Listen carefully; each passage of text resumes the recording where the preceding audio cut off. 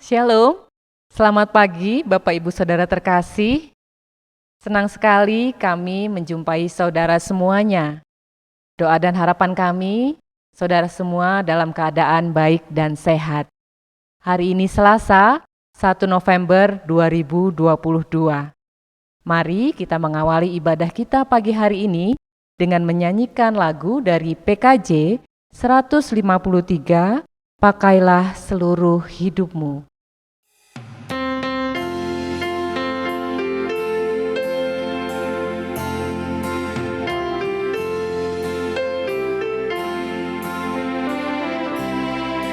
Pakailah seluruh hidupmu dalam ladang dunia. Tiap harta dan talentamu pergunakan baginya. Berkat Tuhan tersedia bagi orang yang meminta. Dia tahu yang kau butuhkan ini dan selamanya. Sungguh banyak waktu terbuang untuk hal yang tak perlu. Tuhan banyak beri peluang menyalurkan karsamu. Berkat Tuhan tersedia bagi orang yang meminta. Dia tahu yang kau butuhkan ini dan selamanya.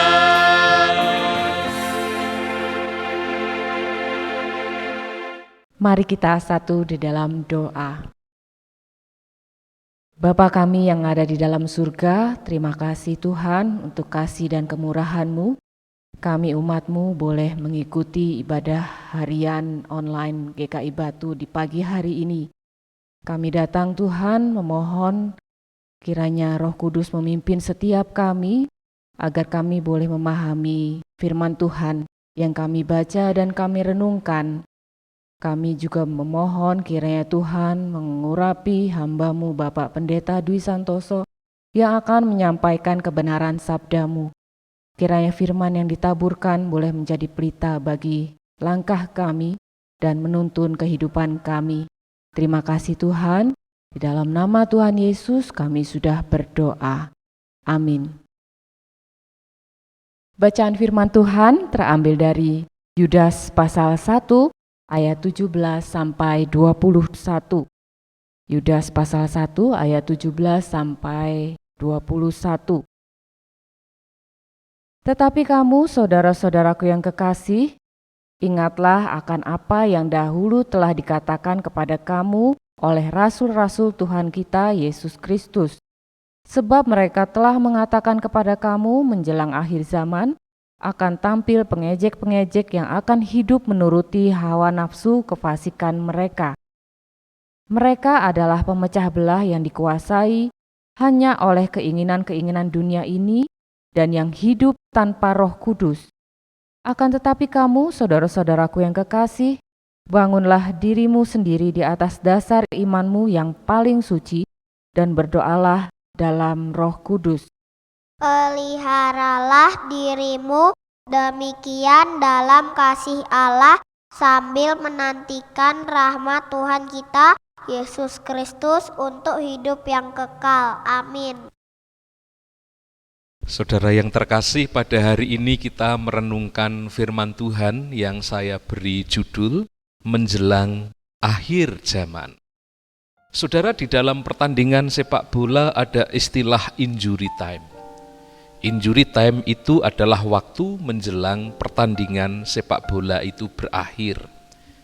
Tetapi waktu belum berakhir. Itu adalah detik-detik di mana pertandingan itu akan usai. Tetapi sekalipun itu adalah detik-detik atau menit-menit pertandingan itu akan usai, pada masa injury time itu segala sesuatu bisa terjadi. Terkadang di dalam pertandingan sepak bola, ketika pada masa injury time, bisa saja sebuah kesebelasan satu tim bisa memasukkan gol, atau tim yang lain bisa kemasukan gol. Ada saja pada masa-masa injury time, pemain lawan, mereka yang telah menang bisa berulah memancing emosi lawan. Dan akhirnya jika pemain lawan itu terpancing emosinya, mereka bisa melakukan pelanggaran dan berujung mendapatkan hukuman, entah kartu kuning atau kartu merah. Pendek kata, sekalipun injury time itu adalah masa yang singkat, tetapi bisa apapun terjadi pada masa injury time itu. Selama masih disebut pertandingan, maka sekalipun pada masa injury time, sungguh segala sesuatu bisa terjadi. Sebelum peluit ditiup oleh wasit, maka waktu-waktu injury time adalah masih dalam ranah waktu pertandingan. Saudara, Rasul Paulus mengatakan di dalam surat 2 Timotius 4 ayat 7 bahwa hidup ini adalah seperti sebuah pertandingan. Lebih tepatnya adalah sebuah pertandingan iman.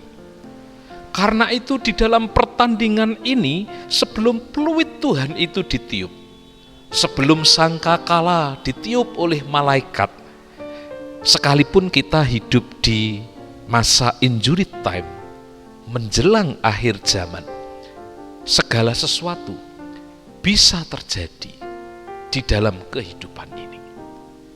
Saudara, apa yang terjadi di saat-saat menjelang akhir zaman ini? Mari kita perhatikan di ayatnya yang ke-18. Di sana dikatakan, menjelang akhir zaman akan tampil pengejek-pengejek yang akan menuruti hawa nafsu mereka. Siapa itu para pengejek dan apa yang mereka lakukan? Saudaraku, para pengejek itu ternyata adalah orang-orang fasik, orang yang tidak mengenal Allah, orang yang hidup di luar kebenaran. Mereka mengejek, mereka menghina.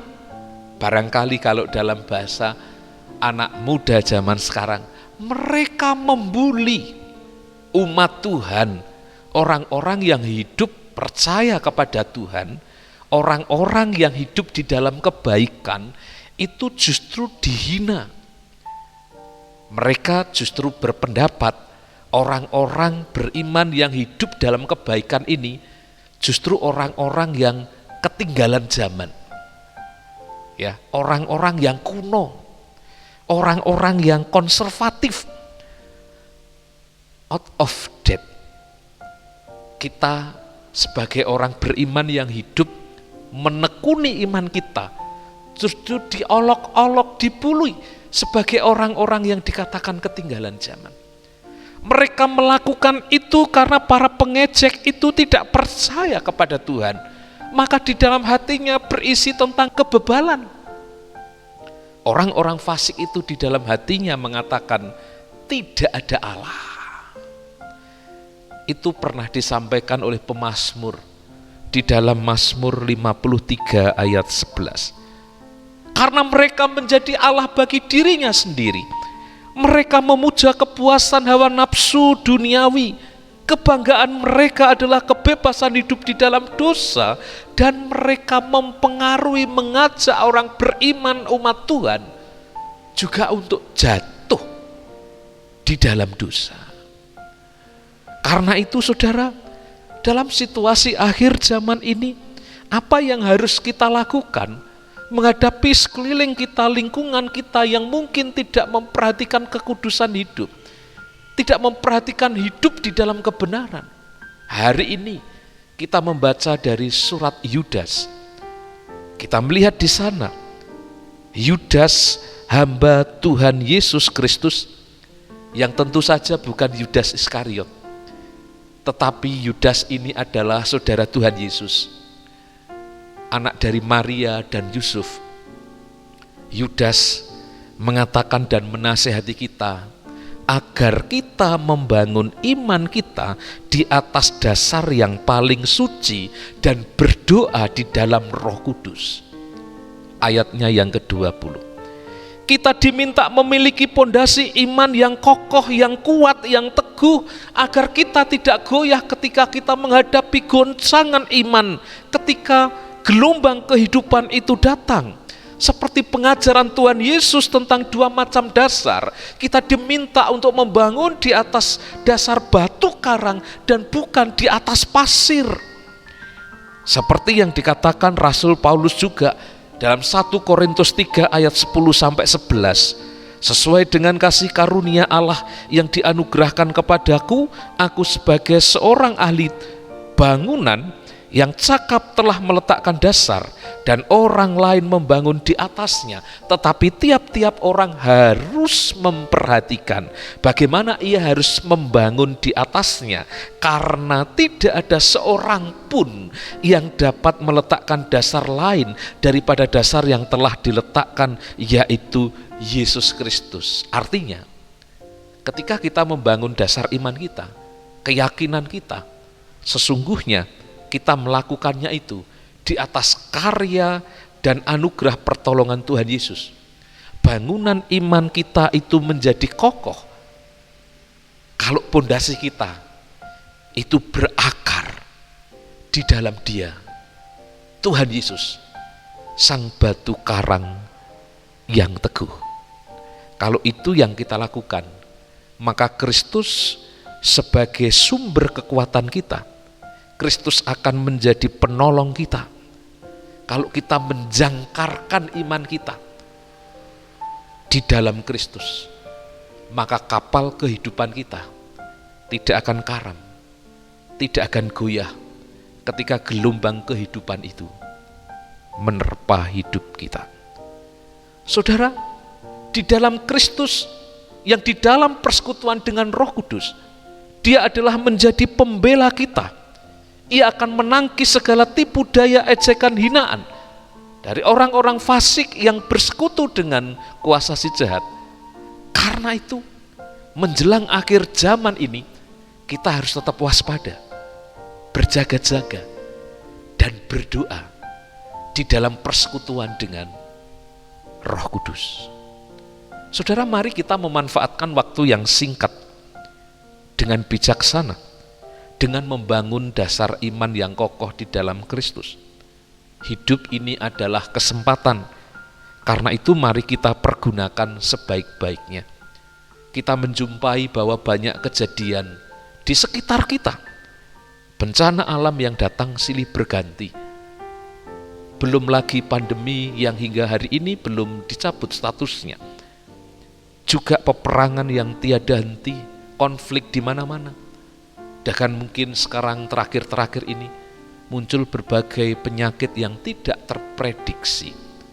Saudara-saudara, semuanya itu mengingatkan kita betapa kehidupan kita rapuh. Kita berada pada situasi yang penuh dengan resiko. Barangkali kalau kita kaitkan dengan tanda-tanda akhir zaman, ini menjadi bagian rentetan menuju akhir zaman, yang kita tidak tahu kapan kedatangan Tuhan Yesus itu yang kedua kali. Karena itu mari kita jangan lengah, mari kita jangan lemah, mari kita semakin bergiat di dalam Tuhan, sambil menantikan rahmat Tuhan yang semakin dekat dan semakin nyata bagi kita orang percaya. Mari kita menyambut kehidupan kekal bersama dengan Kristus dalam kemuliaannya itu, dengan kita mengarahkan kehidupan kita dengan terus memandang Kristus, sang sumber pertolongan itu. Tuhan memberkati kita, Tuhan menjagai dan melindungi kita sekalian. Tuhan melindungi umatnya yang senantiasa mengandalkan dan berharap kepadanya. Amin. Mari kita berdoa. Bapa dalam surga, kami mengucap syukur pada saat ini. Tuhan mengingatkan kami bagaimana kami harus hidup di zaman akhir ini dengan mengandalkan Tuhan. Berbagai peristiwa alam, sakit, penyakit, bahkan peperangan juga terjadi di mana-mana. Kehidupan kami berada dalam situasi yang penuh dengan resiko. Karena itu, tiada tempat yang paling aman untuk kami berlindung selain kepada Tuhan Yesus, Sang batu karang yang teguh itu. Ya Tuhan, biarlah Engkau melindungi kami sepanjang kehidupan kami, termasuk pada hari ini. Saudaraku, serahkanlah hidupmu kepada Tuhan.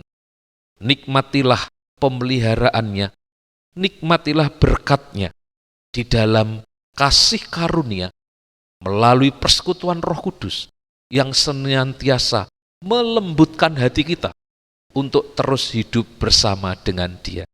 Baik jemaat yang ada di GKI Batu maupun yang di berbagai tempat, kami boleh mengarahkan kehidupan kami di dalam pemeliharaan Tuhan Yesus Kristus. Karena itu saudara, arahkanlah hatimu kepada Tuhan, sambut dan terimalah berkat-Nya. Damai sejahtera Allah yang melampaui segala akal akan memelihara hati dan pikiranmu di dalam Kristus Yesus. Damai sejahtera yang mengalir dari Allah Bapa, Putra dan Roh Kudus menyertai kehidupanmu sekarang dan selamanya. Amin. Selamat beraktivitas Bapak Ibu, Tuhan memberkati kita sekalian. Sampai ketemu Selasa yang akan datang. Tuhan memberkati kita sekalian. Salam sehat. Shalom.